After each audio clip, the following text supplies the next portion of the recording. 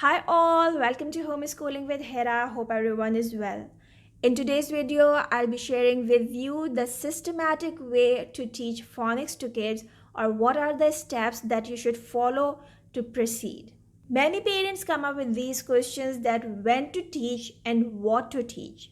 So in today's video, you will find the answers to all of your questions that you have asked me so far. So if you are the one who is interested in this, grab your pens and notebooks and start taking the notes. But before we move any further, let me tell you that if you are new to my channel, this channel is for you if you are interested in English phonics, English spelling rules, English grammar, and above all, how to teach all this stuff to your little ones. So it's the right time to subscribe the channel, turn on your bell notifications, and let's dive in. Alright, so the first step of teaching phonics to kids is to teach the basic 42 letter sounds. Now what are the 42 letter sounds? You can see them over here. These are the 42 letter sounds.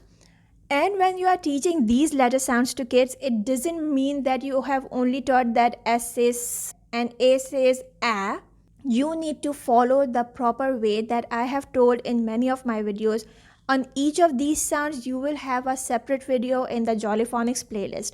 If you want to go in that way, please follow the videos. I am sharing the link in the description box. And along with teaching the individual sounds, you also need to teach them blending and segmenting. Now, what does blending mean? That if these three sounds are separate, they should be able to blend them into a word. S-at. Together, sat. Right? And what is segmenting? Segmenting means that if you say a word, for example, hat, if you say hat, so they should be able to break this word into sounds and can take dictation. They should be able to write it.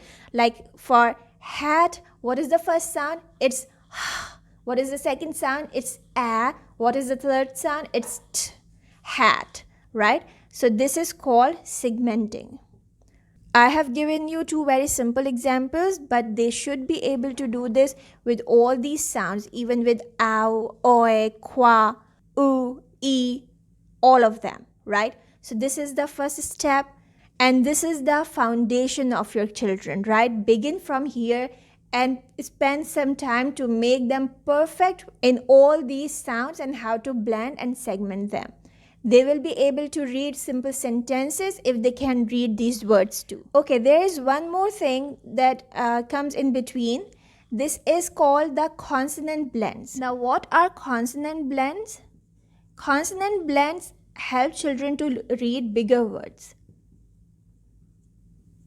For example, if the word is screen, right? So this S, C, and R together make a three-letter consonant blend. This is a skr, E, n. This is one sound, this is the second sound, right? But these three are three different sounds, but we can teach them to children as consonant blends, and they make reading longer words easier for children, right? Consonant blends start with two-letter consonant blends that are bill, kill, fill, dill. I have a complete playlist for consonant blends. Link is in the description box. So if you want to learn properly in a systematic way that how to teach phonics to kids, follow these things. 42 sounds are there. Consonant blends playlist is there. And this is indeed the basic of phonics, right? The first step is finished here. Now I'm going to tell you what you need to do after this. Alright, so now the second step. The second step is tricky words. Teach them tricky words. Now for tricky words as well, you have some systematic way to teach them. You cannot just teach any tricky word to them. There are some tricky words that are more frequently used and some that are less frequent, or they come with level, different ages. So here is the list of tricky words I'm showing you right here, but you can get this list from the description box as well. Okay, it's a free resource of Jolly Phonics, so you can get this from there. The first list that you will teach children is the yellow one, right? It's right over here. Now, how to teach tricky words? If you want to learn this, I have made videos for this topic as well. So just check the link to the playlist of tricky words in the description box. There are many different ways to teach tricky words rather simply asking children to cram out them, right? So after tricky words, the next thing that comes is alternative spellings. So now the step number 3 is alternative spellings of vowels. I have missed writing vowels here. So what is this concept? English vowels can be written in more than one way. For example, let's have a look at this thing. This is the chart showing you the alternative spellings of vowels, right? If you want to learn this, that what are the alternative spellings of vowels and how to teach them, what are the rules that they follow, I have made many videos on these topics, sharing the link with you in the description box. Just go there, click on the link, the whole playlist will be in front of you. Learn from those videos and teach your kids. But when will you teach alternative spellings? Once you have done with the step 1 and you have started step number 2. Tricky words have multiple lists, so you don't need to finish all the lists before teaching them the alternative spellings. Just start with tricky words and alternative spellings of vowels side by side, right? Alright, so these are the 3 steps that you need to follow if you are teaching phonics to kids at home, or even if you are a teacher and you don't know the systematic way to follow. So start with 42 sounds, teach them tricky words, and then bring them to alternative spellings of vowels.